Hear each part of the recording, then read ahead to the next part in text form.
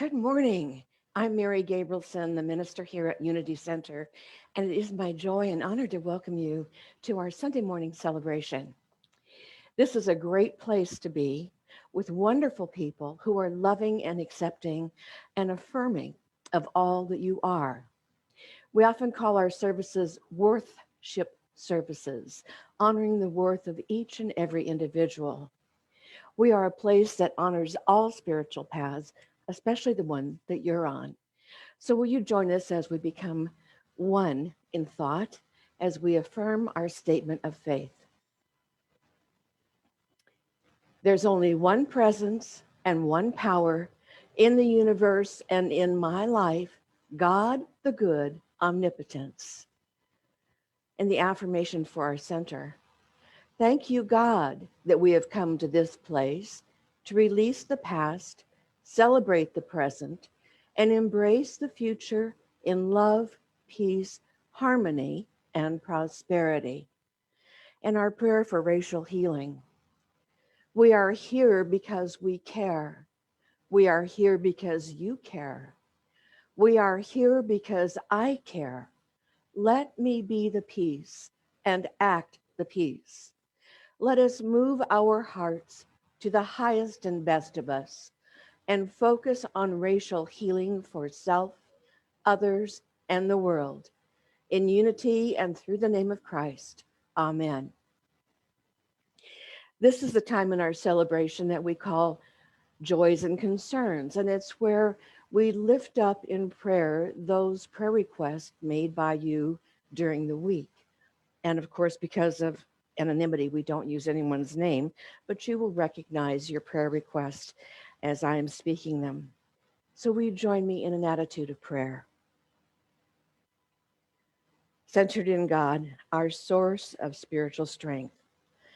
We steady our thoughts in prayer. We enter the sanctuary of silence within, devoting precious time toward unifying our mind, heart, and being with God, our source. Our human thoughts are now elevated, and we know the truth that is spiritual strength. And so today we pray for all, for those who need to move forward in their lives, to release things.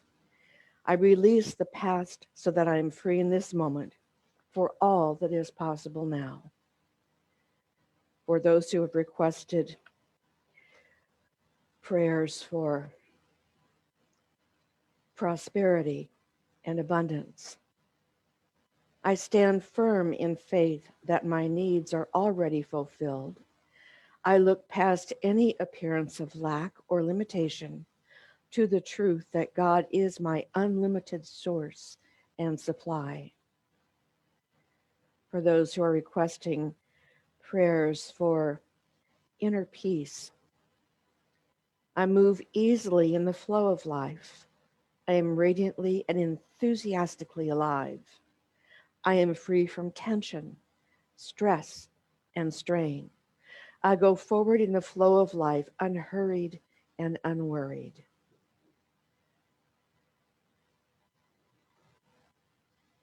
Prayers for healing. I rest in the soothing stillness of the Christ presence and feel the power of the divine healing love. My emotions are calm. My mind and body are revitalized, strengthened, and renewed. Again, for healing for others. Mighty currents of God's healing love flow through you now, renewing and restoring every fiber of your being. You are whole, well, and free. And as we pray for peace, we know peace of mind, but we also pray for peace in the greater world. The presence of God within me is my peace. From the center of my being, divine love flows into my life and circumstances, prospering, guiding, and harmonizing any concerns. We see the world surrounded, enfolded in the pink light of love and peace. And we affirm that all is well everywhere. Love sends us in our full humanity to encounter the full humanity of others, messy, real, complicated as it may be. That compassion may be our practice, that differences may be our teacher, that honesty and truth may guide us. God calls not the perfect, but the willing, with the assurance of the Spirit's companionship. We go in peace. And so it is. Amen. I have asked Mitch to do our daily word today, and your last name went out of my mind for a second. Mitch Gerard to read our daily word today.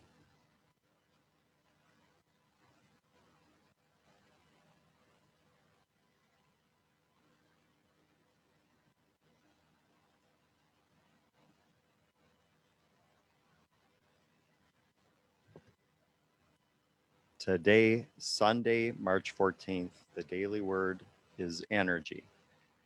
The energy of divine life renews me. How do I have the focus to achieve my goals? How do I have the strength to carry on through challenging times? How do I have the aptitude to learn, grow, and change when I'm called upon to do new things?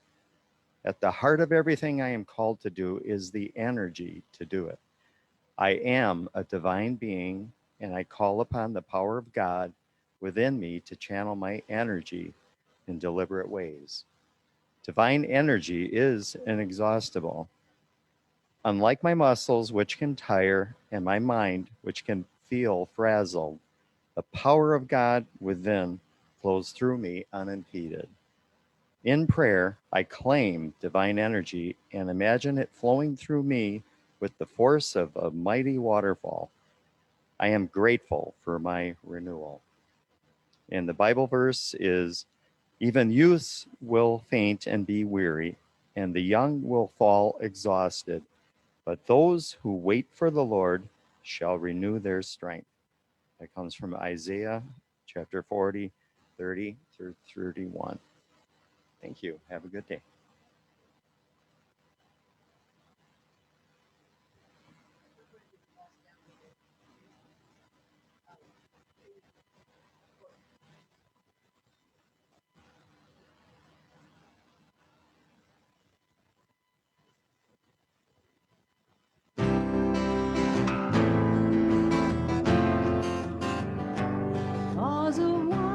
Pause a while, in the humdrum of the city and behind the cloister wall.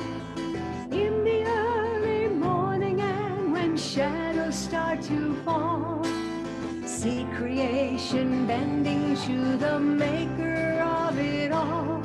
And all we have to do is pause a while. Though the troubles of the world may tempt you to despair, look around just one more time and you'll see God is there. Pause a while, in the humdrum of the city and behind the cloister wall. In the early morning and when shadows start to fall, see creation bending to the maker of it all.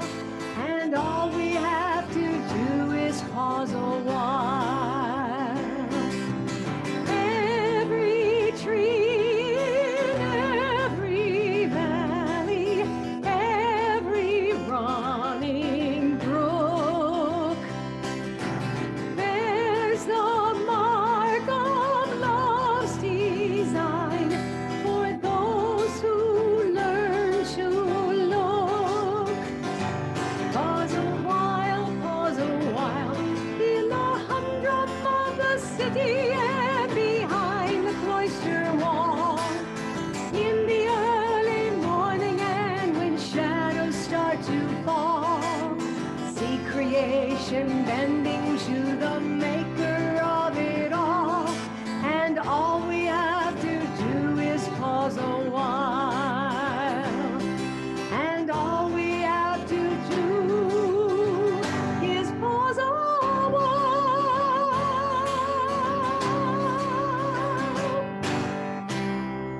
Oh, that was wonderful. Oh, thank you, thank you, thank you.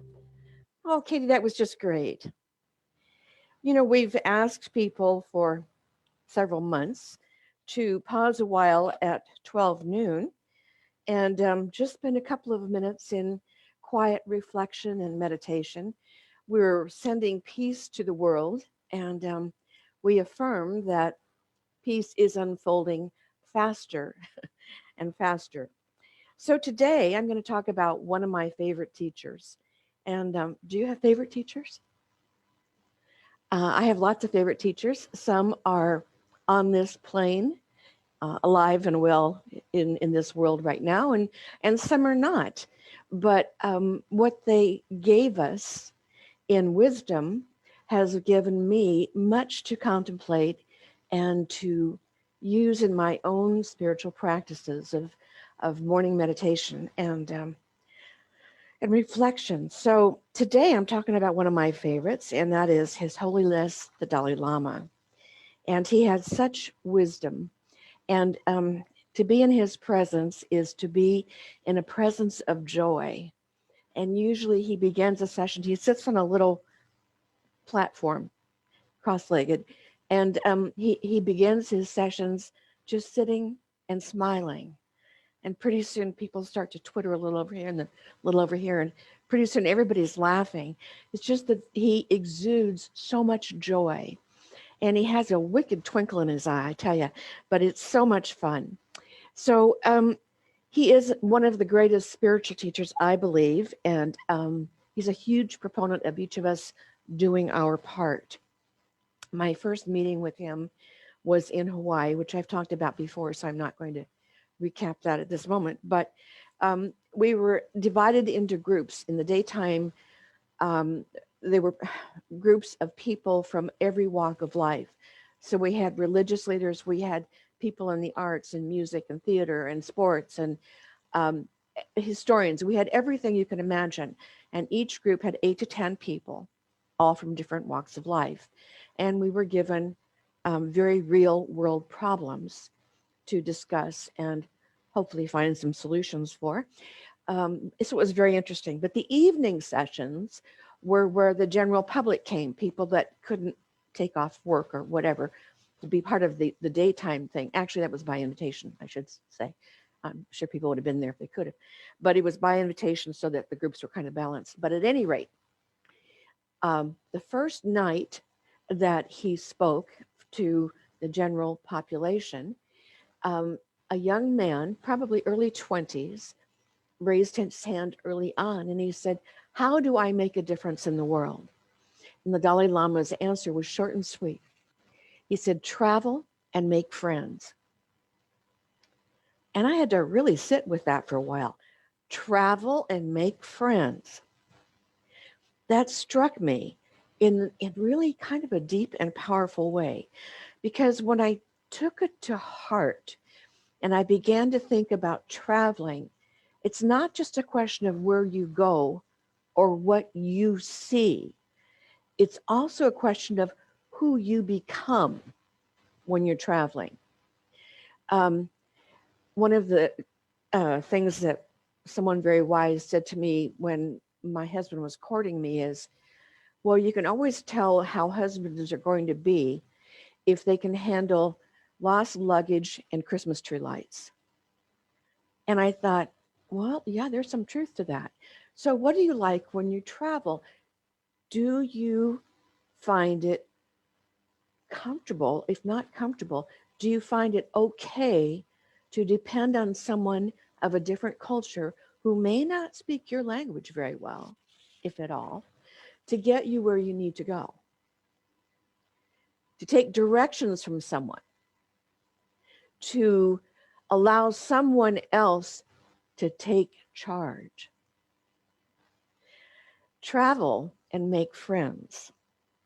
So when you come face to face with challenges and difficulties, either that of being understood or getting from point A to point B, you've got to rely on complete strangers. How does that work for you? travel and make friends. And I think one of the ways that we really make this world a better place is by doing exactly that, becoming familiar with other cultures, connecting with other people of different cultures that probably don't speak our language as a first language. So my lesson today really is not about travel. It is about the Dalai Lama. However, I think it was such an important lesson that it has stood me in good stead. As you know, the ministry that I led in Hawaii is a large ministry. There are 3 Sunday morning services and 1 Saturday night. And those people, because they're on a rock, they like to travel. Now, I'm not saying other people don't too, but people in Hawaii like to travel. So we had travel with a purpose. So wherever we went to first do good. I know it sounds really corny, but to go with the idea of helping to improve something someplace. Um, other churches would call it mission work. We don't do mission work. We go to make friends and be helpful. And then we see all the other things. So who is this guy who in 1989 was awarded the Nobel Peace Prize? He is the spiritual and political head of the tiny nation of Tibet. It's a small nation that's being dismantled as we speak. The people are being annihilated. Their culture is being ripped away, their practices, their temples, because of the Chinese. But who is he and why should we care? What does he have to teach us? And there's a lot. There's a lot. First, he has 3, what he calls his main commitments. The first commitment is the promotion of human ethics, human values. He teaches at every opportunity the value of loving kindness, to practice compassion, to preach and practice tolerance and forgiveness. On that note of forgiveness, I'm sorry are the 2 most important words in the English language. I'm sorry. I'm sorry, heartfully spoken, is a tremendous balm, healing salve to whomever you're speaking to, as well as to yourself. But whenever we do it half-heartedly, or we do it kind of simplistically or sarcastically, I know none of you would do that, but I have heard that. Or that there's no apology at all, that is such a damaging thing that leaves such a tear in the fabric of a relationship or a friendship. So that forgiveness issue is huge. But all of this is from a man who has seen so much cruelty, so much damage. And yet he is convinced, as are most Buddhists, that we are all the same at our core. If you took away the outer dressing, the skin suit, at our core, we are the same. We all want and need the same things. We all need shelter. We all need food. We all need water. We all need air. We need a sense of safety. And we need a sense of belonging.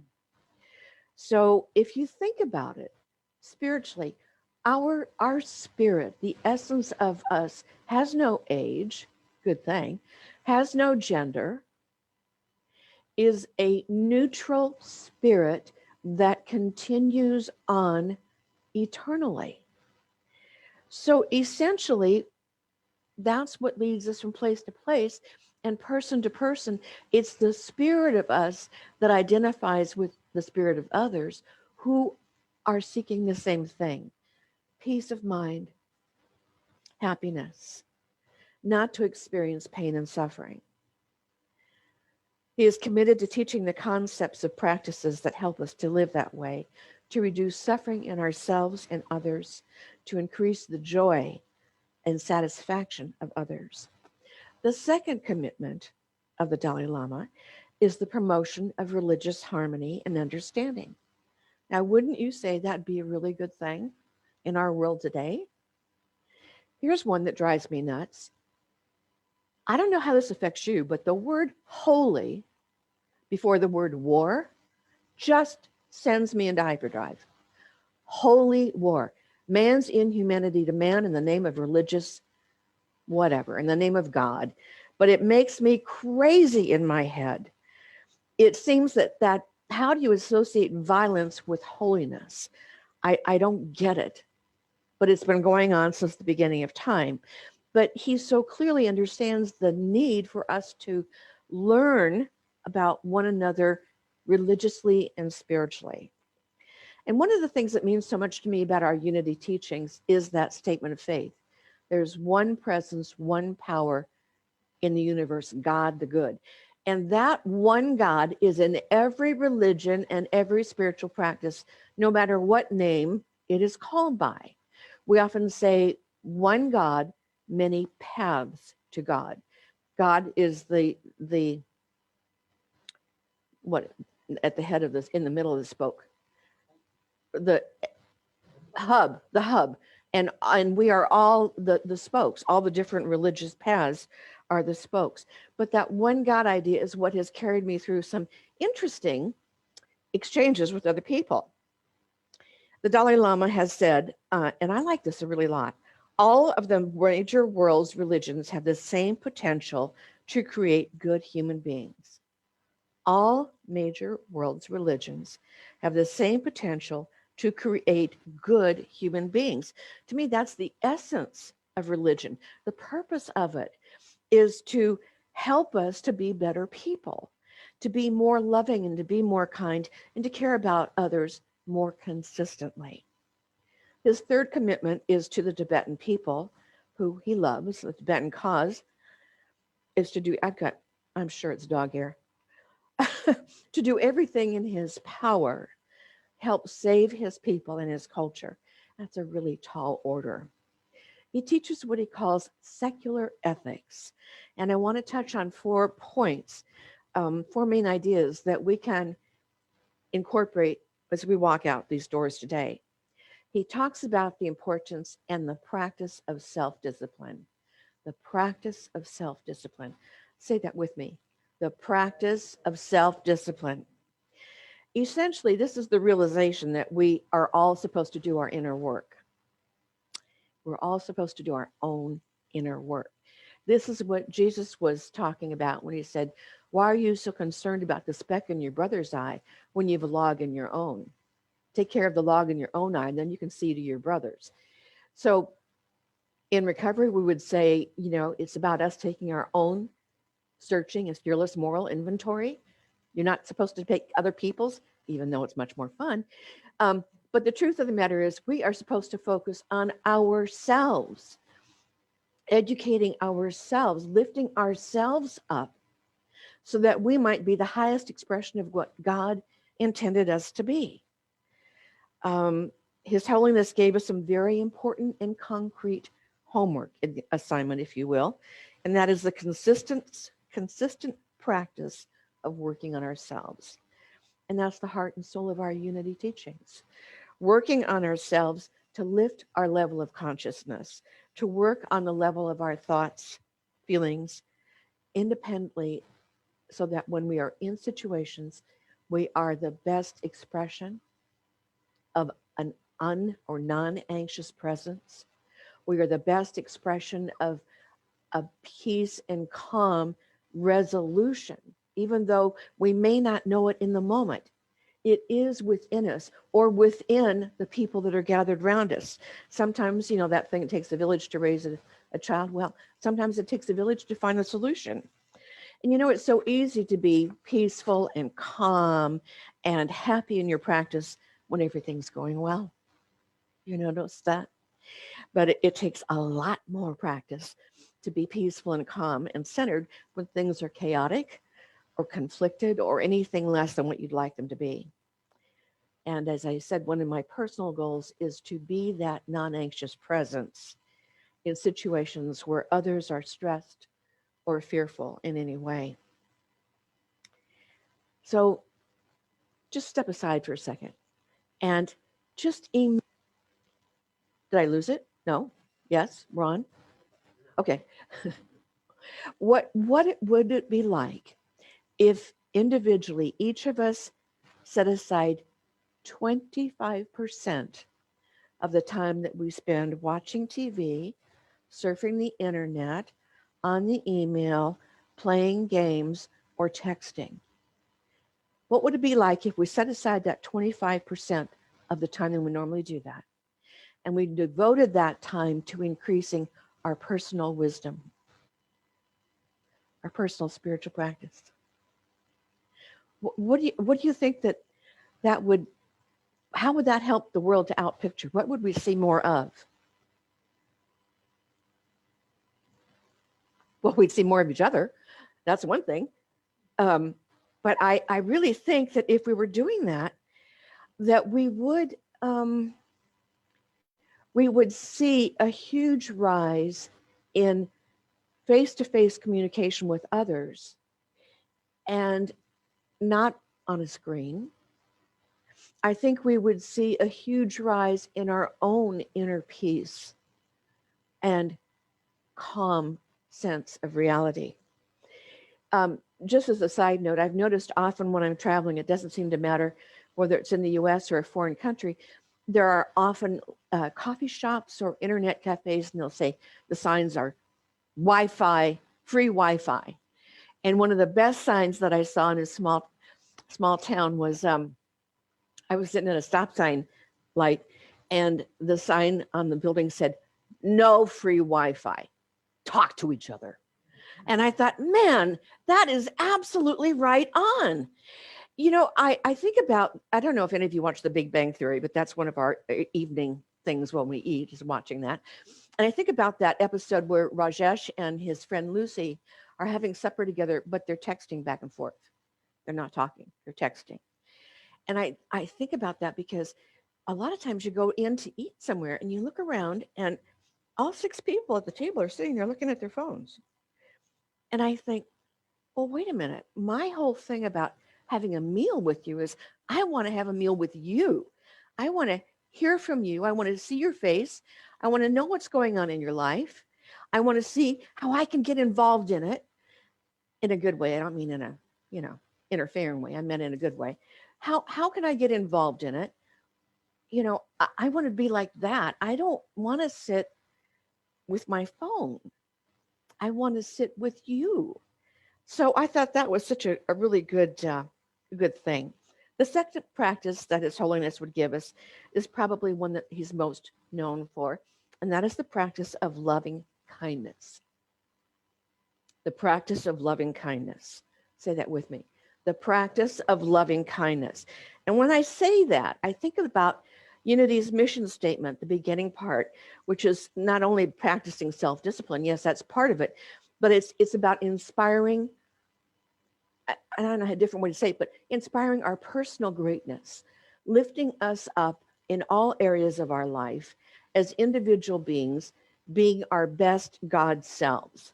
And the second part of the statement, because we're not here to grow just for our own self-improvement, but we're here to grow and become as good as we can to be of service to the larger human family, the world, starting right where we are.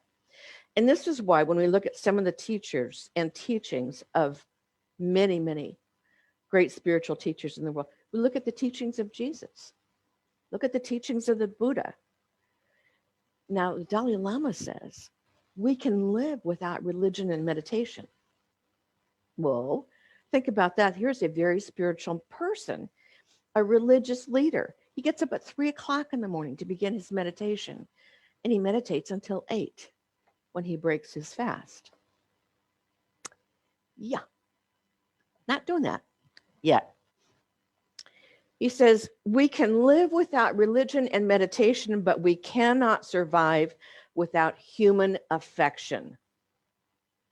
We cannot survive without human affection. Love and compassion are necessities, not luxuries.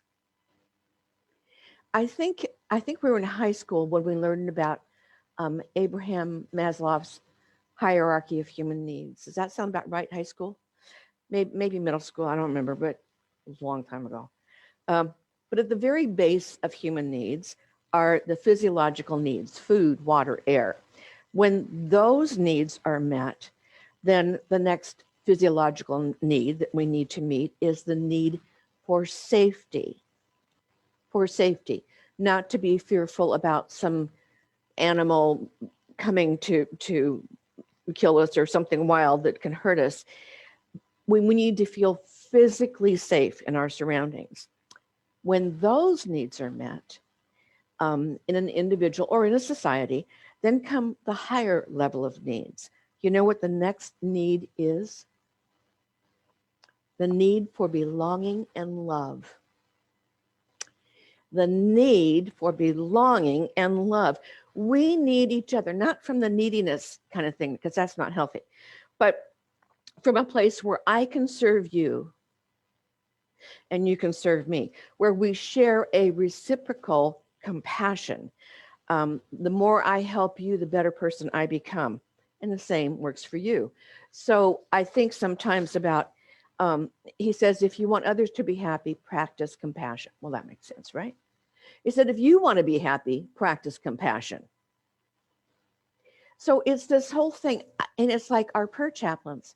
Why do they love to serve? Why do they love to pray with you? Well, first of all, obviously they believe in the power of prayer, but we also know, and what I was trained in at Silent Unity way back in the dark ages is before computers,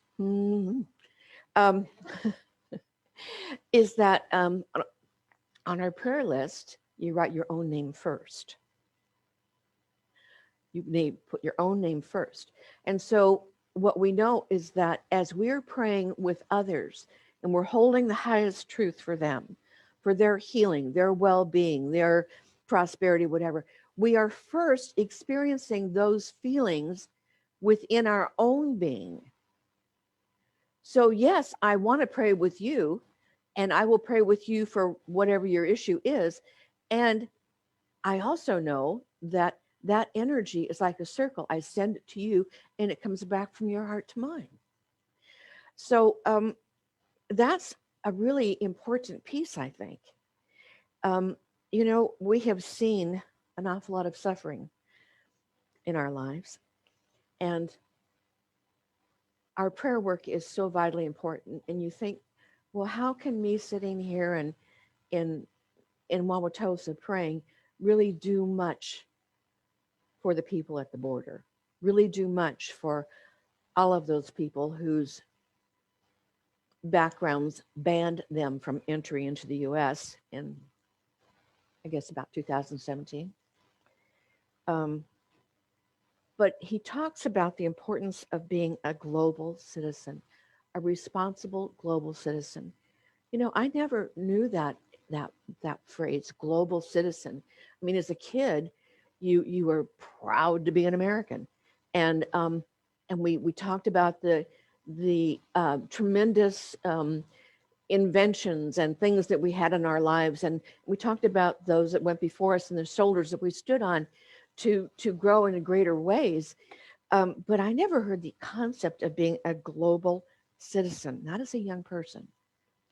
But His Holiness says we must recognize that the suffering of one person or one nation is the suffering of humanity. The happiness of one person or one nation is the happiness of all humanity. So basically he's saying all things, all people are interdependent. The world's become so small that no nation can solve all its problems on its own. No nation can be isolated from others. We have to be cognizant of the others. And are we not living in times when this truth is so in our faces?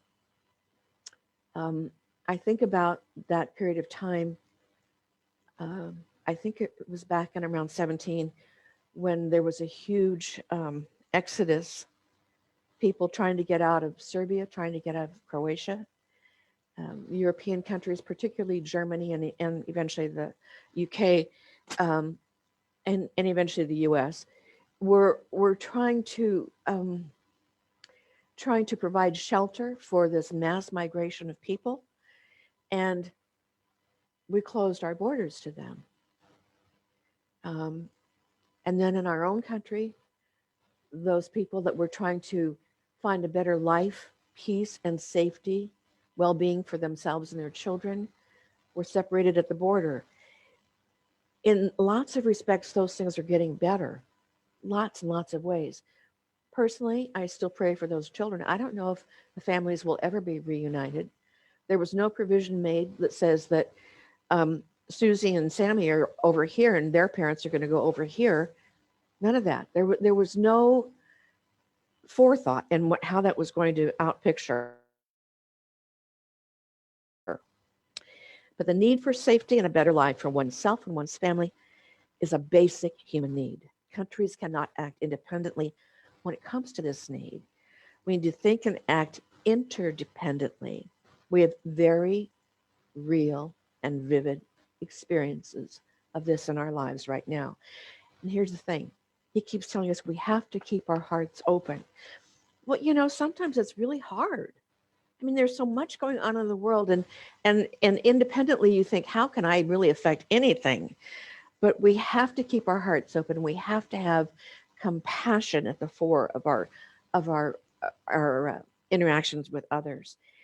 Each of us has the opportunity through our words, the words that we use, the way that we interact with others, the way that we talk to people and about people in different situations. Do we express compassion and tolerance, or are we reducing things to prejudice? So keeping our hearts open is not the easy one, but it's one we try to do to live ethically. His Holiness says, in the practice of tolerance, one's enemy is one's best teacher. In the practice of tolerance, one's enemy is one's best teacher. And this is from a man who has seen horrible cruelty, horrors occurring to his people and his country. And he is saying, you have a choice in the way you're going to respond. That's a high and heavy calling.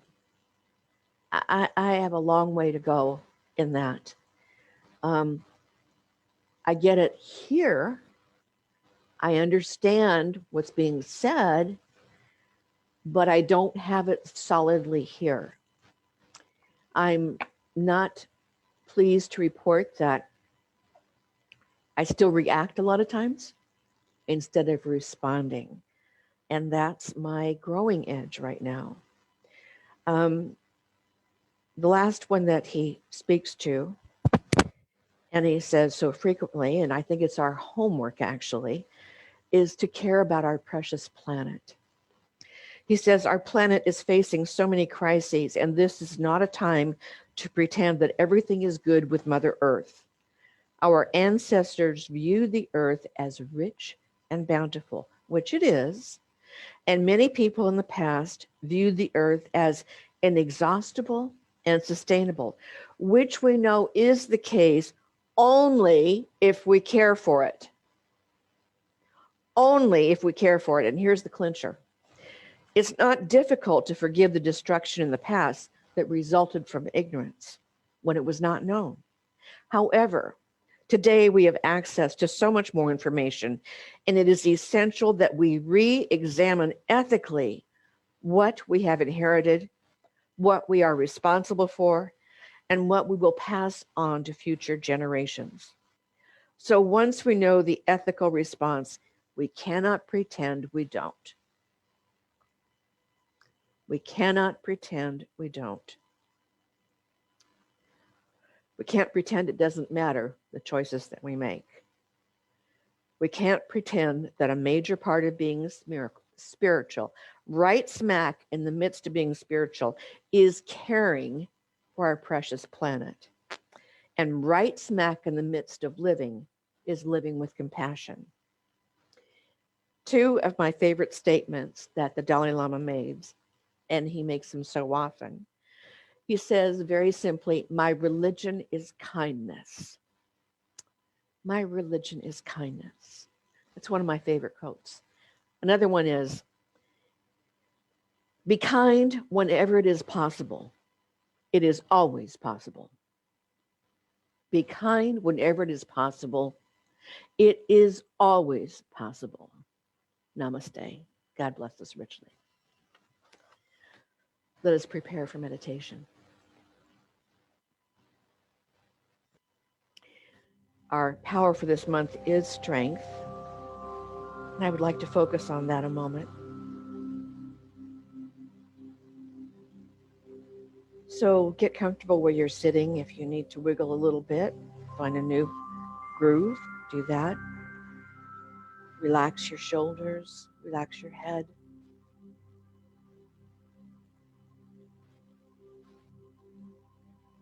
And now you are open and receptive to that connection with the presence of God that's with you always. I am strength. I am the energy of God in action.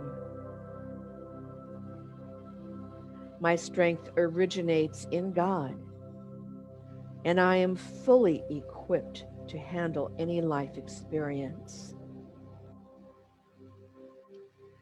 I can accomplish all things through my awareness of Christ in me.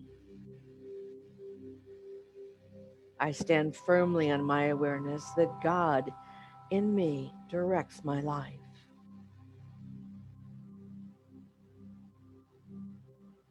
My spiritual gift of strength allows me to keep my mind firmly on my good. I dismiss distractions and temptations, and I think and act in alignment with the purpose God has placed in my soul. I trust my intuition and mentally hold on to what is revealed to me in moments of meditation and inspiration.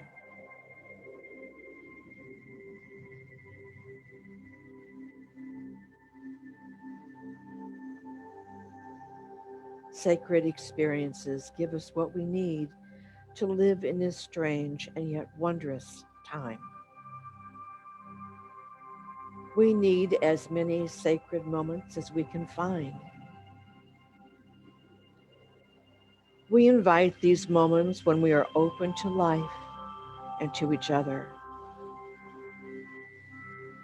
And in those grace-filled moments of greeting, we know we're all part of this, and it's all right.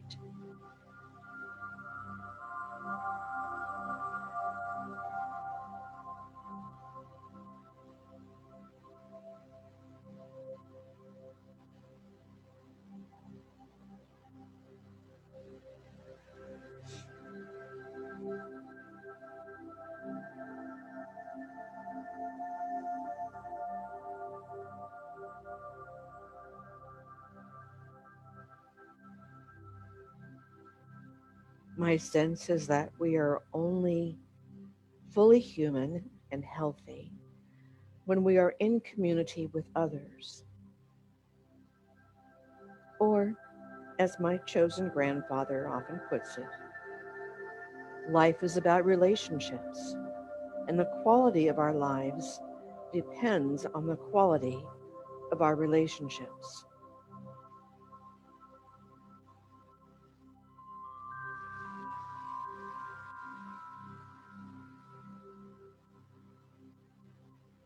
Rest in the silence for a few moments. Listen within.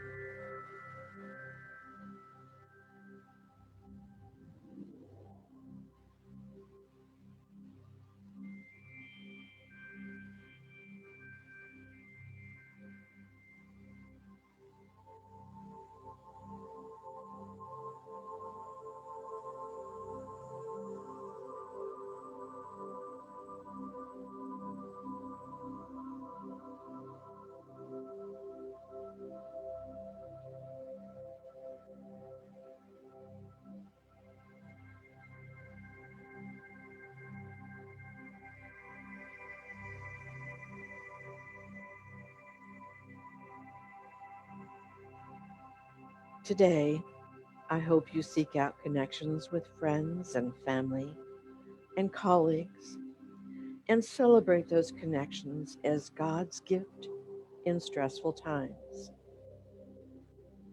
We are all in this together. We are one. We are one family of God. And that's the truth. And so it is. Amen.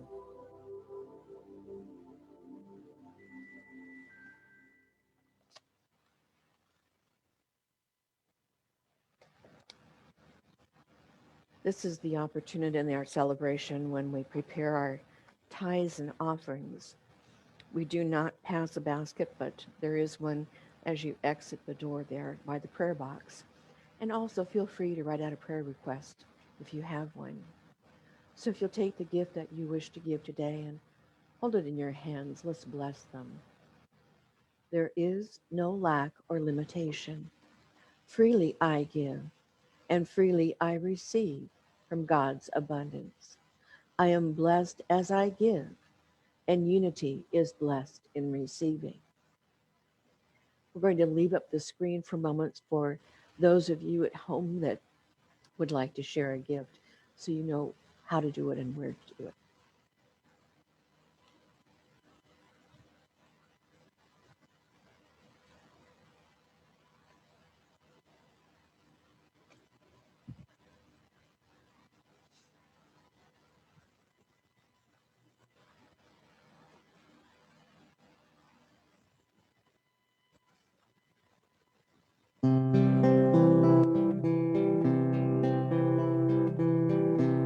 Wherever you go, I shall go. Wherever you live, so shall I live.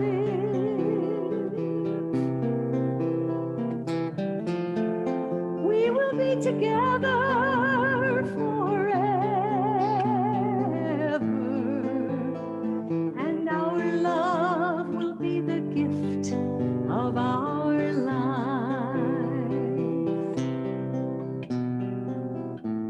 We are all a part of the fabric of life. There is an energy in us which makes things happen when the paths of other persons touch ours. And we have to be there and let it happen. When the time of our particular sunset comes, our thing, our accomplishment, won't really matter a great deal, but the clarity and care with which we have loved others will speak with vitality of the great gift of life we have been for each other. Wherever you go, I shall go. Wherever you live, so shall I live.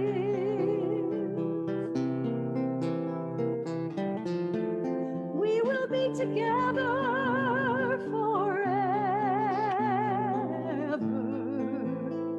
and our love will be the gift of our life.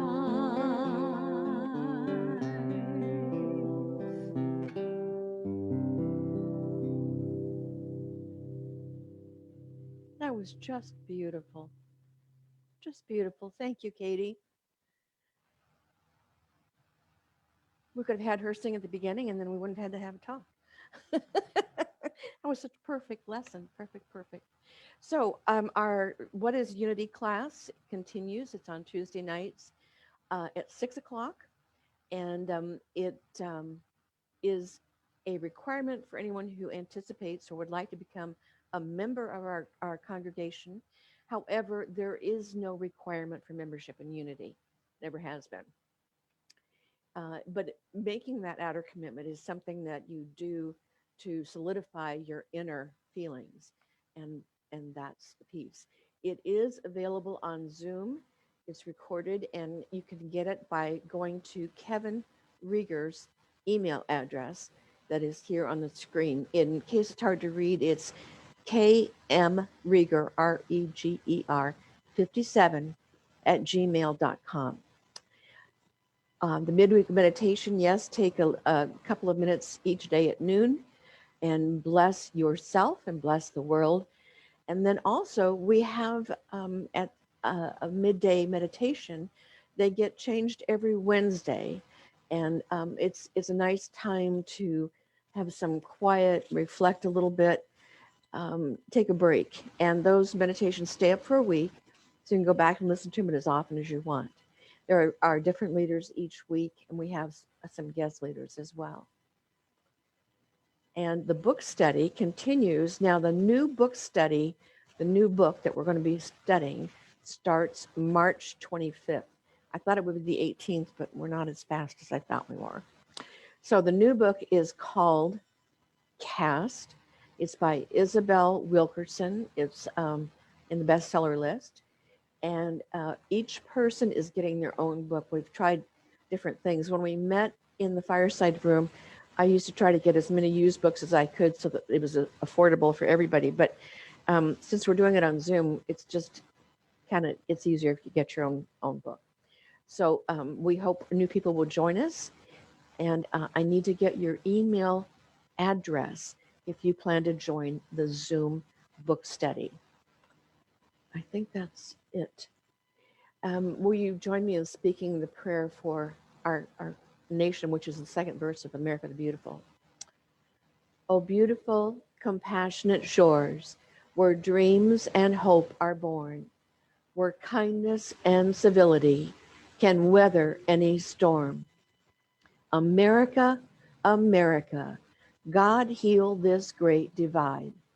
Let fear release, rekindle peace, till all our hearts unite.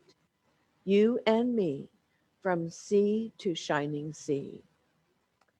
And we're going to sing the peace song with our masks on. I'm going to muffle with mine. So you want to start it?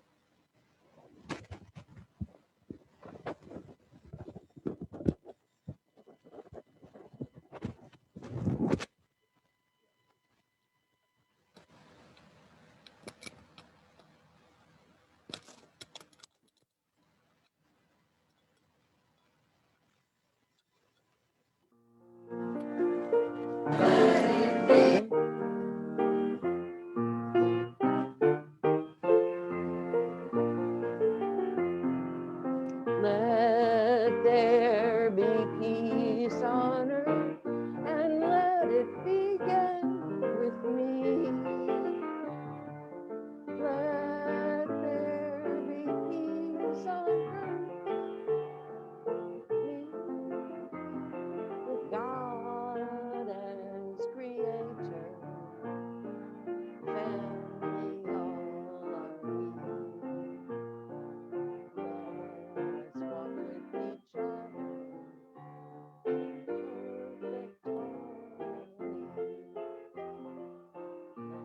Let this be our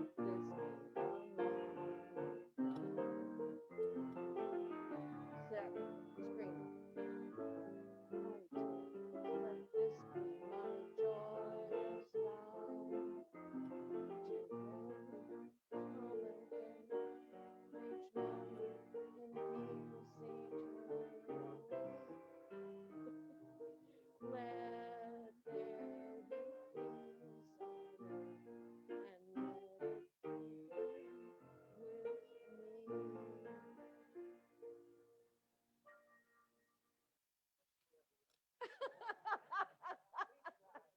We gave it our best. So let us close the way we close every meeting together with the prayer for protection. The light of God surrounds us. The love of God enfolds us. The power of God protects us. The presence of God watches over us. Wherever we are, God is. And so it is. God bless us richly, everyone. See you next week.